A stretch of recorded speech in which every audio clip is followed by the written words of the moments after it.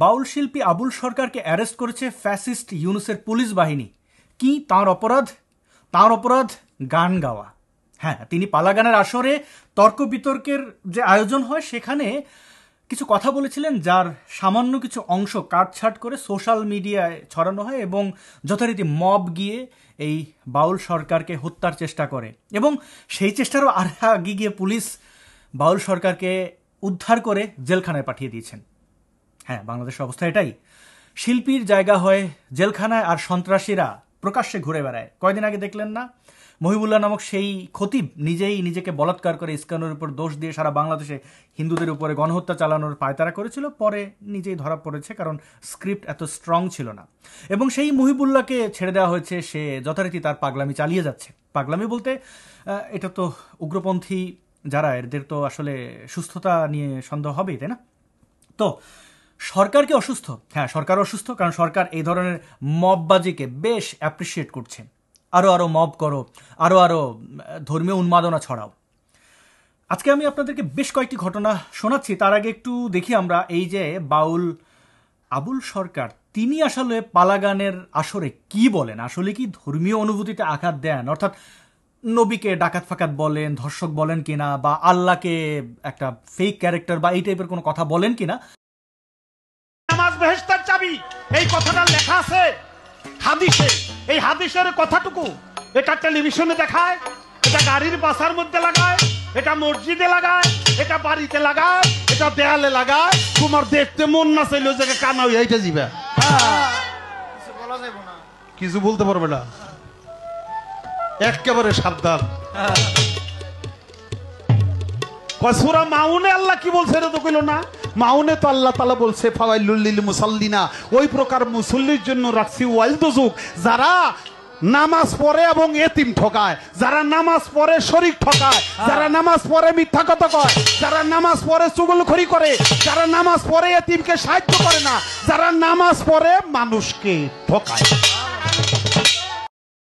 আসলে এই ধরনের কথাবার্তাই তাঁরা বলে থাকেন পালাগানের আসরে। ধরেন ধর্মের পক্ষে একজন থাকেন, একজন আবার বিদ্রোহ করেন, অর্থাৎ এই যে দেবতা আর এই যে শয়তান বা ফেরেশতা এই টাইপের ক্যারেক্টার প্লে করেন। অনেকে পক্ষে বিপক্ষে যুক্তি হয় এবং সেটা সঙ্গীতের মাধ্যমে হয়, কিছু ইনস্ট্রুমেন্ট থাকে। কথা হচ্ছে এই যে কথাগুলো, এই কথাগুলো খুবই সত্য কথা, এবং এই কথাগুলো বললে কার ক্ষতি হয়? মোল্লা মুর্শিদের। ওয়াজ মাহফিলে মাচা বানিয়ে এরা বিদ্বেষ ছড়ায় এবং সেই বিদ্বেষের নাম দেয় ধর্ম, এবং সেই ধর্মের নাম কি? ইসলাম। তারা উঠতে বসতে প্রমাণ করতে যায় যে তাদের নবী ছিল ডাকাত, তাদের নবী ছিল বর্বর, অসভ্য। কিভাবে? আপনারা তো জানেন, ওয়াজ মাহফিলে কোনো শান্তির কথা বলা হয়, কোনো অধিকারের কথা বলা হয়, নাকি সব কিছুতে ধ্বংস আর হরণ করার কথা বলা হয়? আপনারা সবাই সব কিছু জানেন, কিন্তু কারা এসব শুনতে যায়? ওই তাদের মতো অসভ্য বর্বর, যেগুলো ন্যূনতম যারা মস্তিষ্ক ব্যয় করবে না, সেই বর্বরগুলো ওখানে গিয়ে ফিট করে। অর্থাৎ এই মোল্লা মুন্সিরা উস্কানি দেয়, ঘৃণা ছড়ায়, সেই ঘৃণাগুলো তারা দম্ভের সাথে বুকে বয়ে এনে রাতে ছটফট করতে থাকে যে সকালবেলায় কাফের অভিযানে যাব, এবং কাফের না পেলে অন্য মুসলিম তরিকা যাদের ভিন্ন তাদের উপরে হামলা চালায়। এবং সেই হামলারই অংশ ধরতে পারেন এই বাউল সাহেব, অর্থাৎ বাউল আবুল সরকার। তার সাথে যে অন্যায়টা রাষ্ট্র করলো, ইসলামিক সন্ত্রাসীরা করলো, এই অন্যায় কতদিন তারা চালিয়ে যাবে? আবার এভাবে অন্যায় করতে থাকলে ধর্মের শ্রেষ্ঠত্ব প্রমাণ হবে নাকি বর্বরতা ফুটে উঠবে? ইসলাম শান্তির ধর্ম বলা হয়, মুসলমানরা কারুর অধিকারে আঘাত দেয় না, হরণ করে না, এই যে কথাগুলো দাবি করা হয়, তার বাস্তবতা কি? এই বাউলদের গ্রেপ্তার, কোনো মাজার পন্থী বা যাদেরকে বলা হয়, তাদের লাশ কবর থেকে টেনে হিঁচড়ে পুড়িয়ে দেওয়া হয়। চলুন আরও কয়েকটি ঘটনা দেখি। এই জঙ্গি ইউনুসের বর্বরতা যে অতীতের যে কোনো সরকারের বর্বরতাকে ছাড়িয়ে গেছে তার প্রমাণ কিন্তু এটা। কুমিল্লায় ছাত্রলীগের কর্মী সন্দেহে স্কুল ছাত্র গ্রেপ্তার, বার্ষিক পরীক্ষা দিতে পারল না। বুঝতে পারছেন?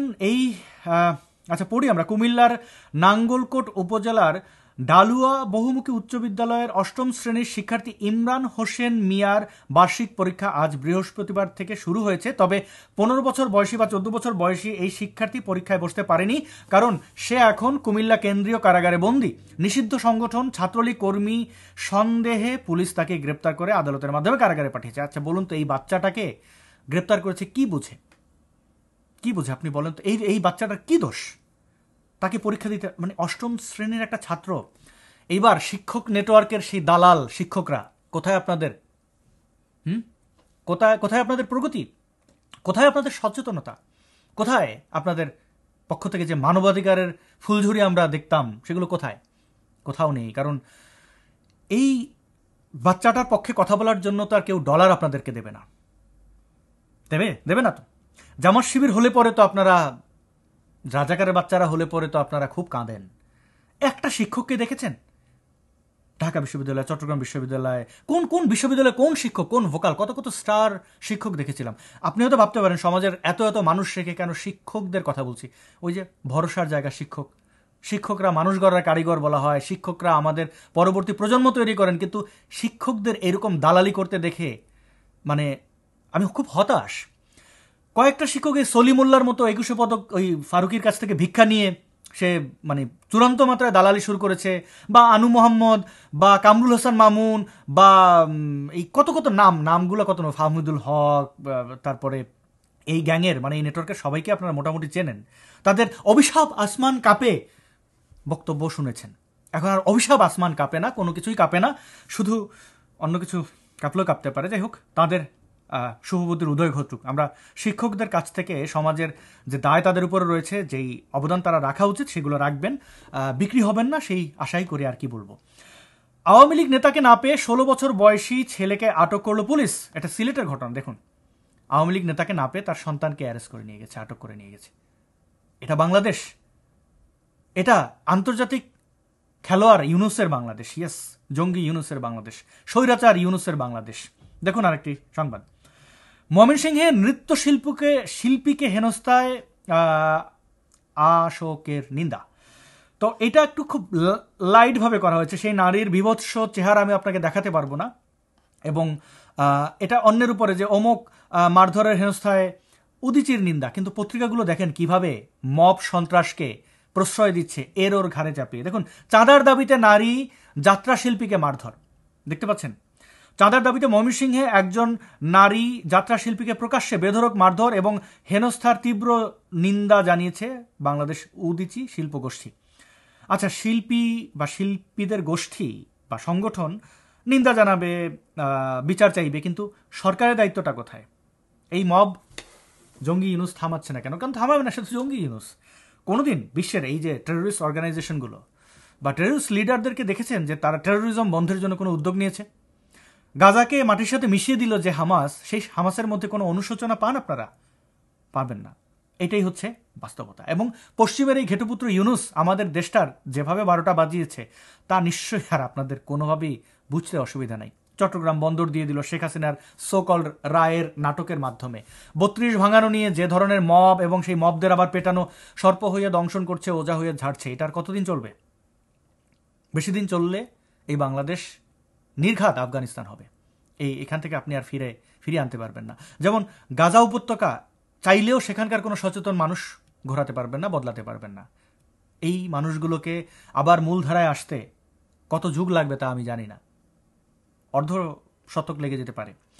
তো বাংলাদেশের অবস্থাটা আরও শোচনীয় হবে, কারণ বাংলাদেশের আশেপাশে ভারত রয়েছে, এবং উগ্রপন্থীরা বাড়লে ভারত কোনোভাবেই সেটি ভালোভাবে নেবে না, এবং আমাদের সাহায্য সহযোগিতা যা কিছু আছে, প্রতিবেশী হিসাবে যতটুকু দায়িত্ব আমরা দেখতে পাই ভারতের পক্ষ থেকে, সেটা থাকবে না। আমরা মানে হিমালয়ের পলিমাটি থেকে গড়ে ওঠা এই দেশটা আবার কি বঙ্গোপসাগরে, সমুদ্রে ডুবে যাবে? ব্যাটল গ্রাউন্ড হবে পশ্চিমা বিভিন্ন দেশের? কি ঠেকা পড়েছে আমাদের বাংলাদেশ নিয়ে? গরিবের বউ সবার ভাবি? প্রশ্নটি আপনার কাছে রাখছি, আপনার মতামত জানাবেন। ভিডিওটি শেষ পর্যন্ত দেখার জন্য অসংখ্য ধন্যবাদ।